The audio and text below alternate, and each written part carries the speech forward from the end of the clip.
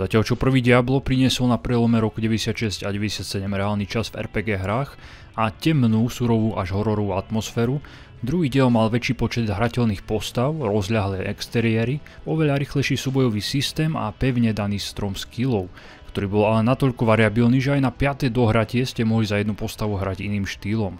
Niekto nedá dopustiť na prvý diel a jeho depresívne krvavé kopky, niekto zase oslavuje druhý diel pre väčšiu rozmanitosť. O prvom Diable som pred pol rokom urobil tučné polhodinové video a opísal som aj vývoj či históriu, tak ak ste zvedaví, ako to všetko začalo, choďte si ho pozrieť. Dnes rozoberiem vývoj od začiatku roka 97, kedy autori z Blizzard North dokončili prvý diel.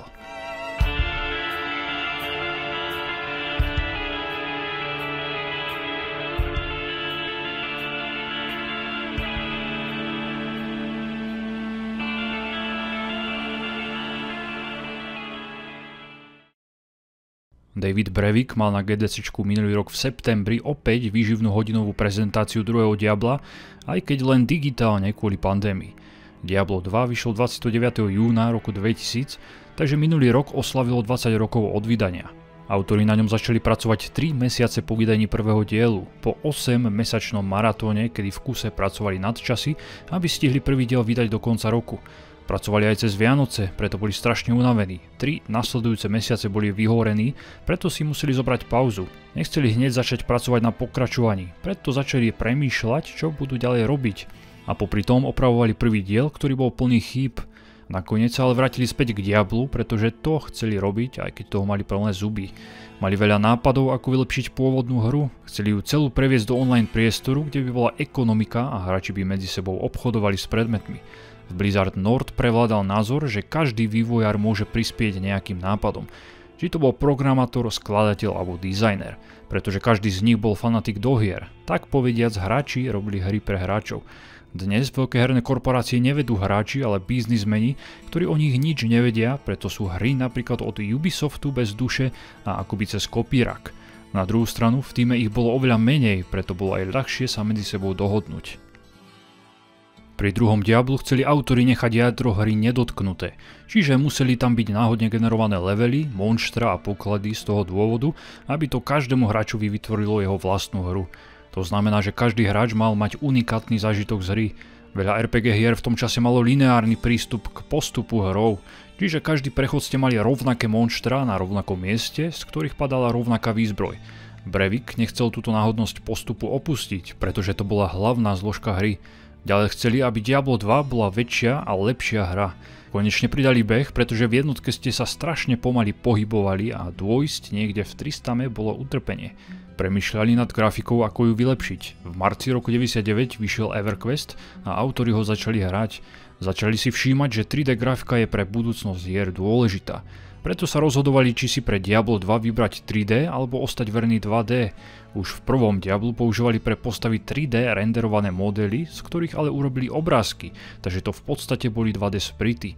Prvé 3D hry používali modely s veľmi malým počtom poligónov, preto postavy veľakrát vyzerali veľmi zle a preto sa rozhodli použiť 2D, pretože usúdili, že to nakoniec bude vyzerať oveľa lepšie, než keby dali postavám málo poligónov.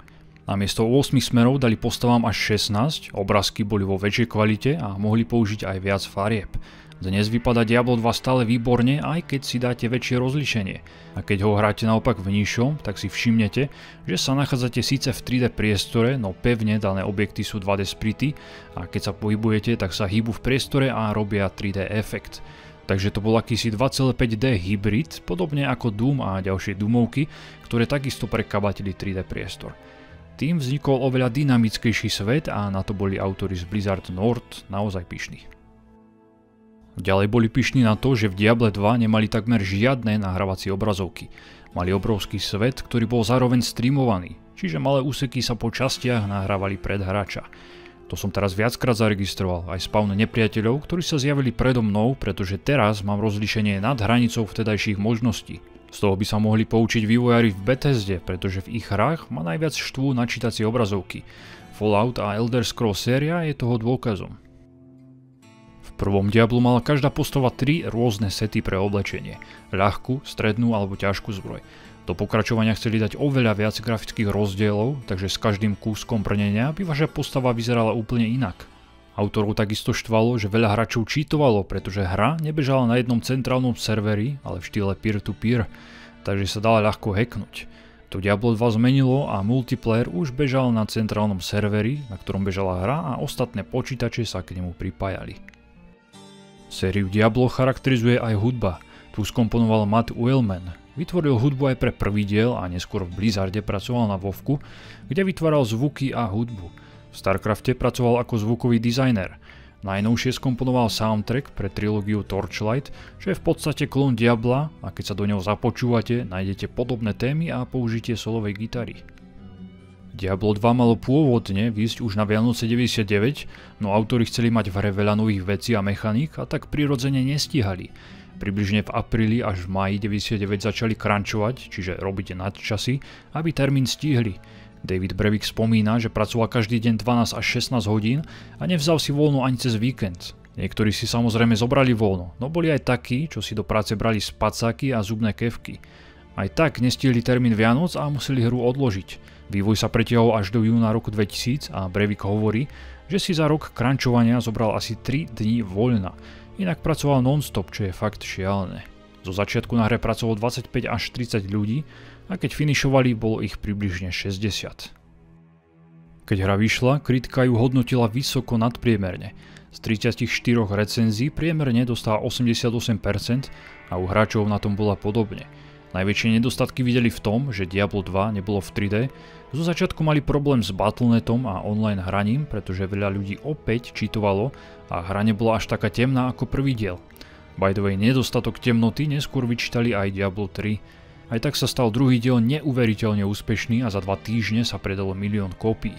Za 1,5 mesiaca po vydaní to boli 2 milióny. Za rok od vydania prekročil celosvetovo 4 milióny kópií. Dodnes Diablo 2 ľudia hrávajú alebo streamujú na Twitchi a aj po 20 rokoch hra stále žije.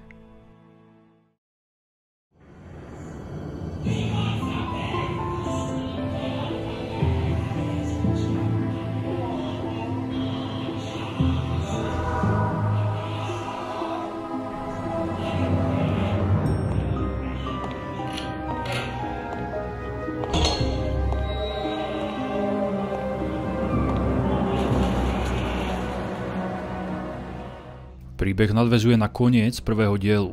Diablo bol porazený obyčajným smrteľníkom, ktorý sa stal hrdinom. Z démona zostal len Soulstone, kameň obsahujúci jeho dušu. Soulstone vytvoril archaniel spravodlivosti Tyrael, ktorý do takéhoto kameňa uväznil aj ďalších 2 démonov z trojice primárneho zla. Tento hrdina, za ktorou ste v jednotke hrali, si vrazil Soulstone s Diablom do hlavy, pretože si myslel, že ho dokáže absorbovať. To sa ale šeredne mýlil, pretože ho Diablo nakazil a hrdina pomaly začal nad ním strácať kontrolu. Všetky renderované cutscény sú prerozprávané cez Mariusa, ktorého navštívil Tyrael. Marius mu začne rozprávať príbeh, ako sa z hrdinu stal temný pútnik. Jedného dňa pútnik vstúpil do krčmy, kde bol aj Marius. Ten bol príliš opitý a myslel si, že sa mu to sníva. Pútnik vyvolal démonov, ktorí celý podnik zničili, no Mariusa nechali žiť. Ten začal pútnika nasledovať, aj keď nevedel prečo. Spolu šli na východ. Why did I follow him? I don't know. Why do things happen as they do in dreams? All I know is that when he beckoned, I had to follow him. And from that moment, we traveled together east. Always. Into the east.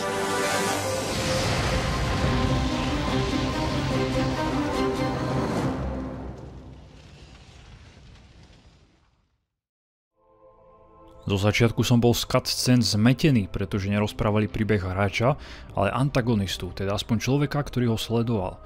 Pochopil som ho až spätne, keď som prešiel hru. V Diablo 2 hráte za nového hrdinu, ktorý musí sledovať temného pútnika cestujúceho na východ a zastaviť ho aj jeho démonov. Nie je žiadny veľký spoiler, že z pútnika sa stane Diablo a toho musíte znovu zabiť, aj keď teraz s novým hrdinom. Dôležité je dodať, že si zabijete aj ďalších jeho 2 bratov, Lorda nenávisti Mefista a Lorda deštrukcie Bála, ktorí sa tiež dostanú von zo svojich soulstonov. Pôvodne malo byť v hre 5 aktov, no nakoniec zostali len 4, pretože 5. nestihli dokončiť. Respektíve museli vystrihnúť 4. akt a 5. zamaskovali ako 4. Keďže nestihli veľa vecí pridať, rozhodli sa vytvoriť datadisk a pridať nový 5. akt.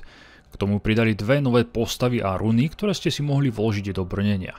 Pre Brevika datadisk Lord of Destruction kompletizuje hru, bez neho mu prišla nedokončená. Hral som verziu 1.12 s datadiskom. Dnes sa Diablo 2 dá kúpiť len na stránkach Blizzardu, no neviem, či je to dobrá kompatibilná verzia a ide pohodlne na nových systémoch. Ja som použil mod Multires, ktorý dovoľuje hrať hru na vyššom rozlíšení než 800x600, takže ako vidíte, zábery z hry sú v 1080p. Z populárnych a známych modov spomeniem Median XL, pridávajúci nové monštra, bossov, oblasti a každá postava má nové prerobené skilly. Potom tu je Path of Diablo, ktorý sa snaží zostať verný originálu, ale vyťažiť z neho čo najviac. A je ich oveľa viac, stačí zajsť na stránku módov. Odkaz nájdete nižšie pod videom. Čo sa týka postav, je ich celkovo aj s datadiskom 7. V základnej hre boli Amazonka, Barbar, Necromancer, Paladin a Sorcererka. V datadisku pribudli Assassinka a Druid. V minulosti som hrával za Barbara a Sorcererku, takže tých som teraz vynechal. Za Amazonku som tiež nechcel hrať, pretože to je v podstate lukostrelkyňa a za ňu som hral v prvom Diablu. Aj keď sa dá hrať aj inak než len s lukom. Assassinka mi prišla zaujímavá, ale tá je dobrá hlavne na PvP. Preto som si vybral pre túto recenziu 3 hrdinov a s každým som šiel build, ktorý som si dopredu vybral. Zaujímavé je, že každá postava má nejakú minulosť, má okolo seba vytvorený lore, takže lepšie zapadá do sveta a hráč sa môže viac do postavy vcítiť.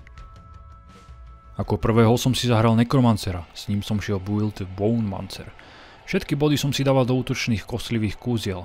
Necromancer bol v raných verziách hry slabý vo vyvolávaní, no teraz mu zlepšili minionov, preto sa dá hrať aj ako vyvolávač. Môžete si vyvolať kostlivcov alebo golema. Toho som mal aj ja pri sebe, aspoň na prvom leveli, aby na krátky čas zamestnal nepriateľov. Prekliatia som vôbec nepoužíval, pretože stali moc many, preto som sa sústredil čisto na útočné skilly. Ďalším populárnym buildom je zamerať sa na jed, ale existuje veľmi veľa buildov, z ktorých si môžete vybrať, alebo môžete ísť vlastný. S Necromancerom som za celú hru zomrel len 2-krát. Prvýkrát na konci 3. aktu pri súboji s Mephistom, pretože som poľavil a myslel si, že už ho mám. A tiež som spanikáril, pretože som nemal v rýchlom bare žiadne ďalšie potiony na manu. Druhýkrát som hlúpo zomrel pri elitnom jedovatom lordovi, ktorých ostatných zrýchľoval. V minulosti mi robil najväčší problém koniec 2. aktu a súboj s Durielom.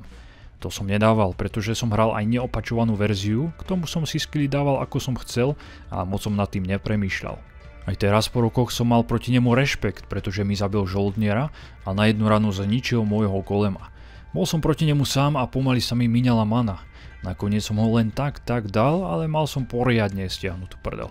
V neopačovanej verzii sa po smrti znovu obnovil bossovi všetok život, preto to bolo také ťažké. V opačovanej verzii zostane toľko, koľko ste mu ubrali. Inak môjim hlavným skillom od levelu 18 sa stal kostlivý oštep, ktorý má tú výhodu, že zraní každé monštrum, ktorému vôjde do cesty. Preto sa najlepšie používa v úzkých chodbách, kde idú monštra za sebou a vy ich takto môžete ľahko a rýchlo zabiť. Oštep dostáva bonusové poškodenie aj z ďalších skillov, akých máte. Napríklad z kostlivej steny či magických zubov, ktoré som si kvôli tomu tiež maxoval.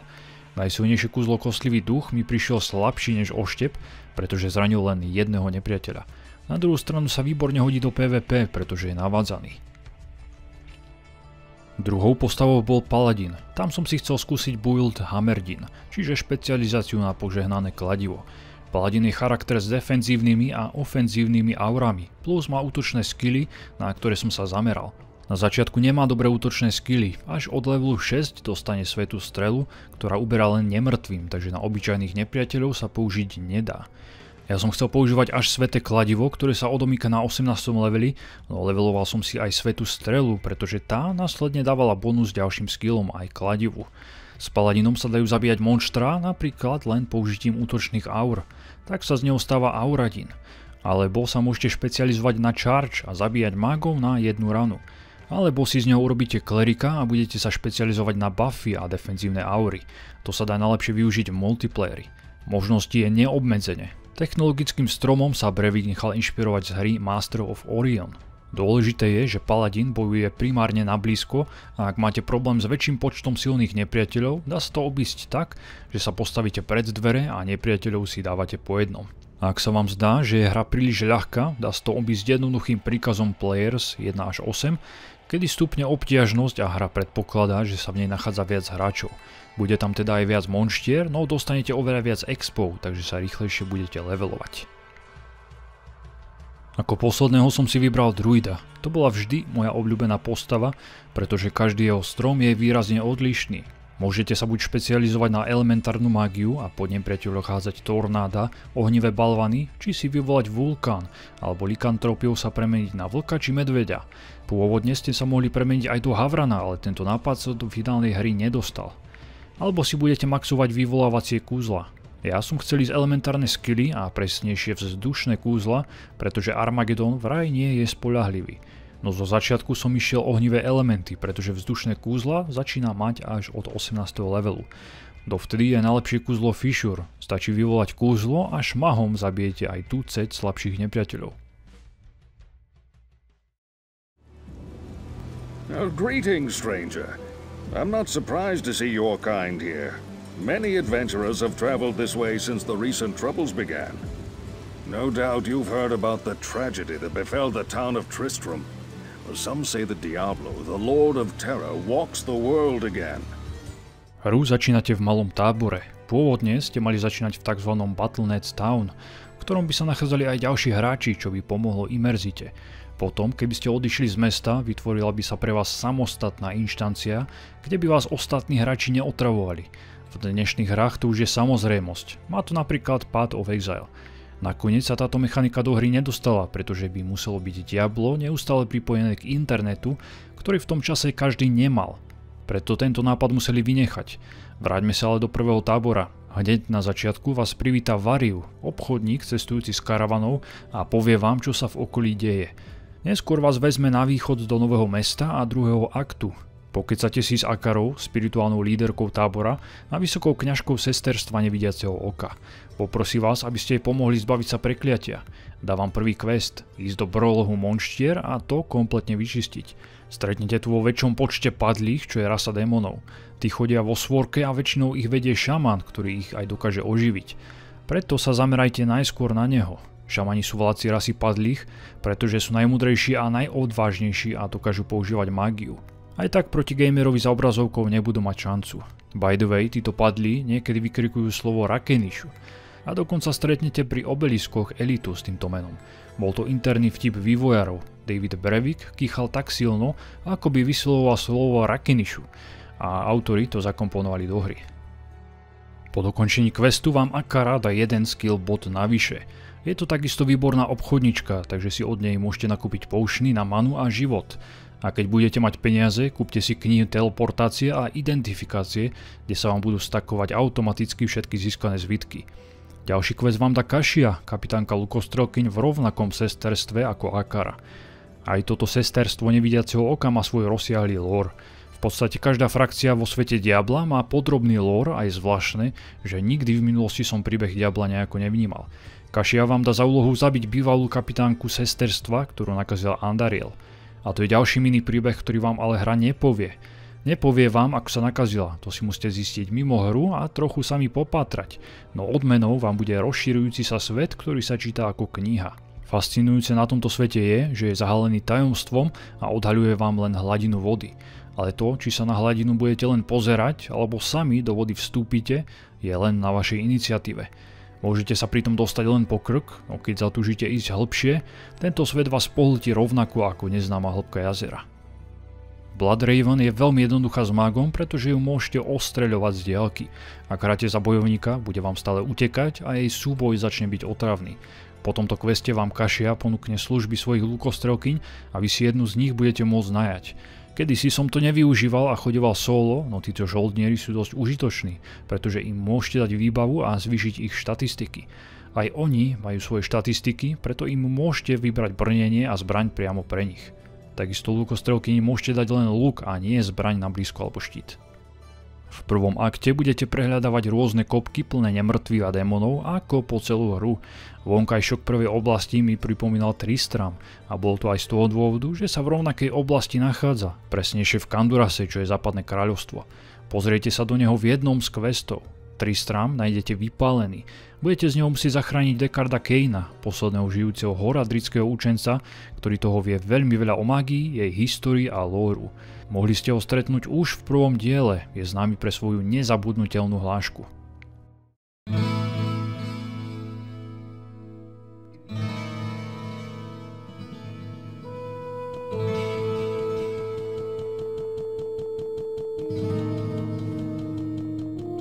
Hello, my friend.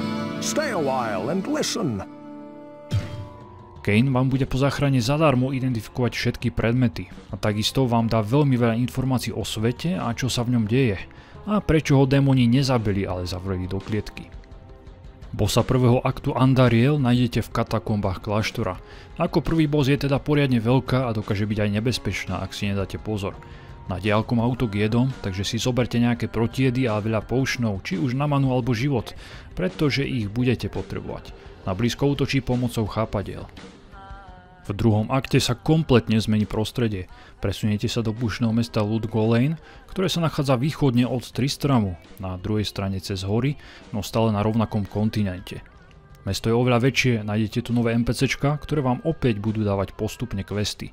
Môžete navštíviť bar, pokryť sa so štamgastami a takmer sa pobiť, alebo skúsiť navštíviť palác. Hneď v prvom queste budete musieť zabiť monštrum v kanáloch pod mestom. Takže nové mesto a hneď obyvateľom pôjdete okúknuť kanalizáciu. Super.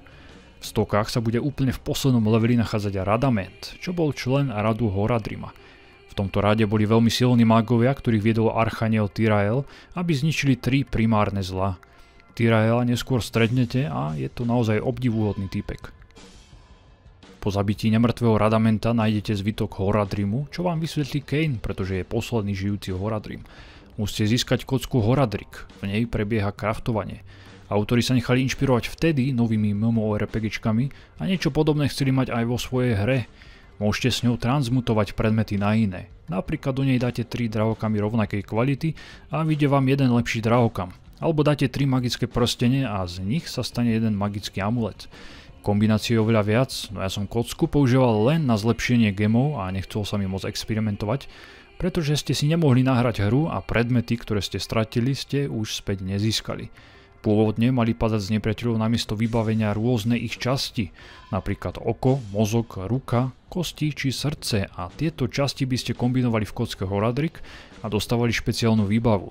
Neskôr, keď si zahrali hru, tak zistili, že mali inventár zaplnený časťami tiel, vnútornostiami či očnými bulvami.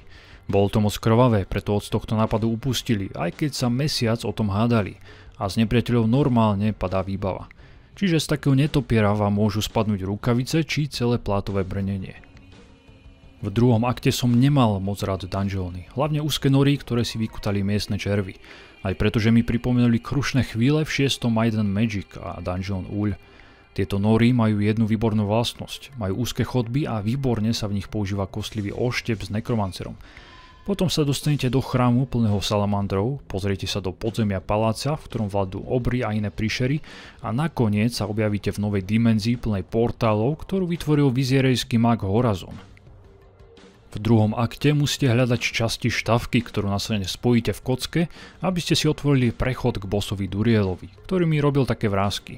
A nebol som sám, zo srandy som navštívil niekoľko fór, kde votovalo 230 ľudí a 77% hlasoval za Duriela, že je najťažším bossom. Keď prežijete tohto motherfuckera v druhom akte, ostatok hry prejdete v pohodičke. Ani Diablo, Mephisto či Baal vám nebude robiť také problémy. Nejde o to, že má veľa HPčok, všetci bossovia majú veľa života. Ide o to, že je agresívny a nemá útok na diaľku, takže po vás neustále pôjde a nedá vám vydýchnuť. Vášho parťaka a vyvolaného peta rozseká na pár rán a vám začne pomaly ubúdať mana a život. Po tomto súboji konečne stretnete ikonického Tyraela. Tretí akt začnete v upršanom Kuraste, opäť o čosi ďalej na východ cez more. Krásne prostredie ešte viac vynikne vo vyššom rozlíšení, hlavne efekty dažďa a starodávne až majské pyramídy. Keď vyjdete z mesta, budete sa nachádzať v džungli a močiaroch. Napadať vás budú otravní malí fetišisti, ktorí opäť chodia vo veľkých skupinách a majú so sebou witch doktora.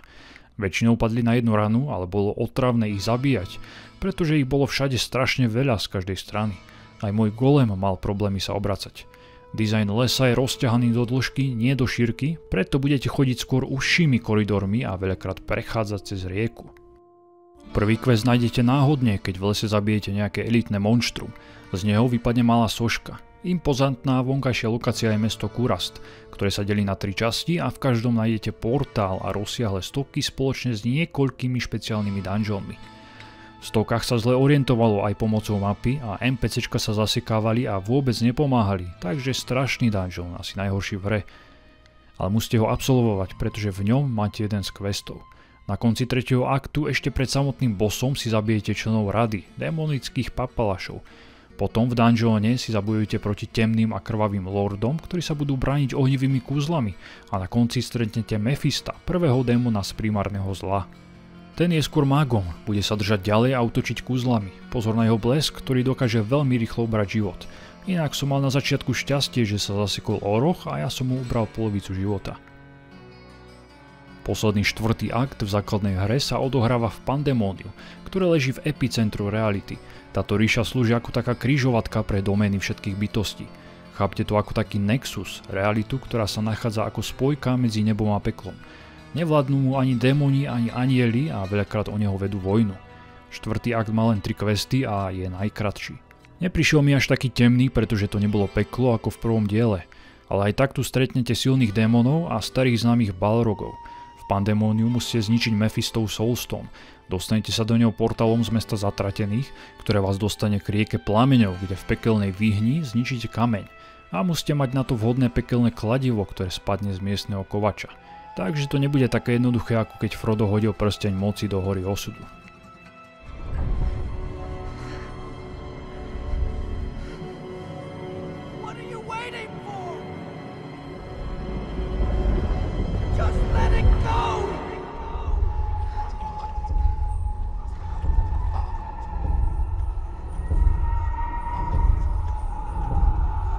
What are you waiting for? Christmas? Finálny boss Diablo nie je prehnane agresívny. Jeho najnebezpečnejší útok je ohnivý kruh, ktorému sa ťažko dá vyhnúť, keďže bojujete v otvorenom prostredí a nemáte sa za čo schovať. Dosah kúzla je ohromný a pokiaľ nemáte teleportáciu, tak sa mu nevyhnete. Potom má ešte silnejšie kúzlo, no s menším dosahom, červený blesk. V tomto súboji je dobré mať čo najväčšiu rezistenciu proti ohni a blesku. Inak ako mag ho môžete ľahko upižľať kúzlami, len potrebujete veľa potionov na obnovu many a sa často budete vrácať do mesta na kúpenie ďalších. Datadisk pridáva 5. akt, ktorý sa odohráva na hore Ariat, blízko mesta Harrogat, čo bolo mesto barbarov. Teraz mesto obliehajú démoni a vy musíte ich útok odraziť a zničiť katapulty. Ich zničenie nie je povinné, skôr musíte nájsť Shenka, čo je generál Bala, a toho zabiť. Už normálni nepriatelia sú tuhší, než ste boli zvyknutí zo základnej hry. Čakajte tu minotaurov, harpie, zasnežených chlpatých yeti alebo na oko pomalších kostlivých rytierov, ktorí sa k vám rozbehnú, keď k ním prídete bližšie. Na jednej strane vonkajšia lokácia pôsobí ako práve boisko, no počasie začne byť nudná a vy zabíjate nekončiacu vlnu démonov. Potom tu sú pekelné lokácie, ktoré nie sú povinné a nájdete v nich len bonusovú truhličku s pokladom. Ako dungeony na vás autori pripravili ľadové jaskyne plné kryštálov. Potom sa dostanete pred halu Anguisha, kde ma nemrtváci dostali do úzkých a takmer zožrali zaživa. V dungeone stretnete zaujímavé monštrum, ktoré dokáže iné monštra nakaziť červom. Keď takéto monštrum potom zabijete, červ vylezie von a zaútočí na vás.